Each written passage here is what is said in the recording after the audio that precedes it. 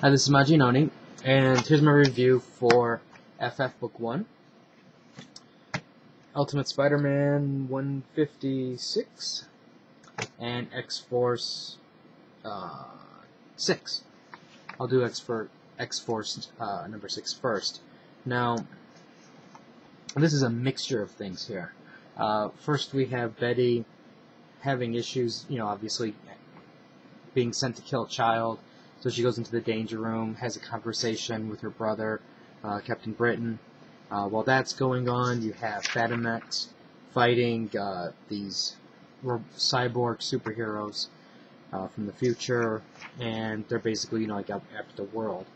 And Deathlock also appears. So the battle between Deathlock and Fatimex and then the cyborg superheroes, or the Deathlock superheroes, actually, that was all pretty decent, and it basically, like I said, it's reintroducing Deathlock and a Deathlock type world to Marvel readers who haven't really read Deathlock.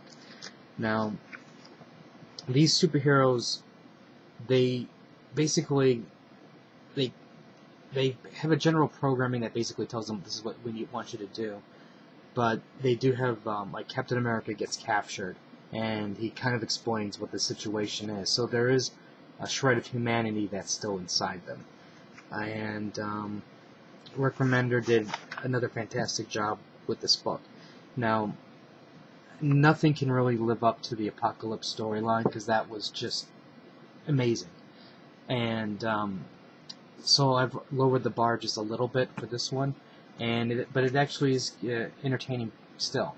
Now, this still kind of is going to tie into Apocalypse a little bit, but overall this was a good read.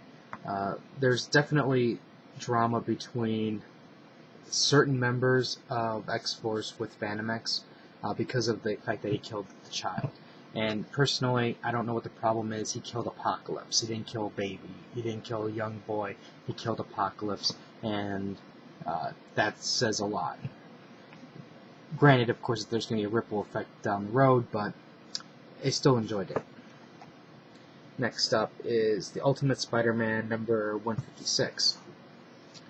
We have Bagley's return, and this is the way, in my opinion, Spider-Man should have been all along. You have good art, he's not the greatest artist in the world, but I think his art style matches Peter Parker, and he basically, I think Bendis and Bagley, this is their vision of, this is the way I envision Ultimate Spider-Man to be like.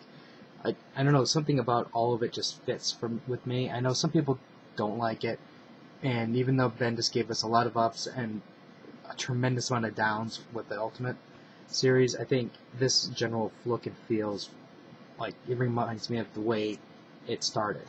Now, Spider-Man continues his superhero training with Captain America. Captain America gives his spiel, blah blah blah blah. I don't like you. You're too immature attitude, which is understandable. He's a soldier and he wouldn't understand Parker. Now, the one thing that really had me wondering is how is this interacting with the rest of the Ultimate U. You have the fact that there's the Avenger War, with Carol being the quote-unquote traitor, and you also have Ultimate Doom going on. Now, Ultimate Doom does not, I can't figure out how this crosses, because in Ultimate Doom, Dr. Octopus appears in that series and he helps out. He's going to help out Peter and Susan Storm. Here, he's back to being the villain. And in this, Norman Osborn, it's revealed is still alive. He escapes. He frees the Sinister Six, and they're going to cause mischief again, which you know what that means. They're basically going to go after Peter. And really good action sequences. Now, it's not that the action sequence is like a fighting sequence, but it's just the way they break out of prison. I enjoyed all of that. They had some really nice pictures with the Green Goblin, like all of this with the fireballs and things like that. And towards the end of this book, basically, it does tie in to the Ultimate war between the two Avengers at the end of this. And I'm not going to spoil that part of it, but I'm really curious to see how. It's basically what looks like is going to happen is Peter's going to be stuck between a rock and a hard place. He's going to be stuck between the war, and he's going to be stuck with the Sinister Six trying to kill him, Aunt May, and Gwen. So I'm really curious to see where that's going to lead, and I'm definitely I think this is back on track. And finally, FF, issue 1, Jonathan Hickman, Steve Epting. Now, with the last story arc, I'm wondering how could Jonathan Hickman top that? And he does in a way. It's not completely, but he definitely has set the stage for something truly amazing. And I'm really curious to see where this is going to go. Now, AIM is up to some shenanigans, as usual. And Reed Richards is looking at this hologram of Johnny Storm, basically, if you're watching this, I'm dead. Blah, blah, blah. Save the world. Don't give up. And by the way, ask Spider-Man to fill my shoes. So, what do? They move on. Obviously it's been 30 days since. And, they're changing the F, the 4, with the new Future Foundation logo. And Peter comes joining. Now, the one thing I'm curious about is this Peter with spider sense or not? Because they don't really address the spider sense issue. He's swinging around, he's jumping into combat, and all that other nonsense, but since he's not the focus, you don't get inside his head as much. Now, they're basically laying the foundation with Peter showing you this is the new Baxter building. If you're a new reader, it says, okay, remember last issue, Reed met his dad. Now, this is what the Baxter building looks like. It's a lot different than you might remember. If you notice, there's Dragon Man. Susan Storm is now the leader of the old Atlanteans. They go into Ben Grimm. And I thought this panel sequence was just fantastic. You have, Spider-Man going, hey, buddy, what's up? And just the look on Ben's face is just awesome. You can tell the death of Johnny Storm is weighing really, really heavy on him. And I'm really curious. I hope they continue with this. Now, eventually, Sue gives Peter, a new costume. And the new costume is actually kind of cool because it can change color, things like this. And it's based on, it's all mental commands, and it's, based on the unstable molecules. And this is the latest version of it. Now, I know this probably won't carry over to the other comic series, the Amazing Spider-Man.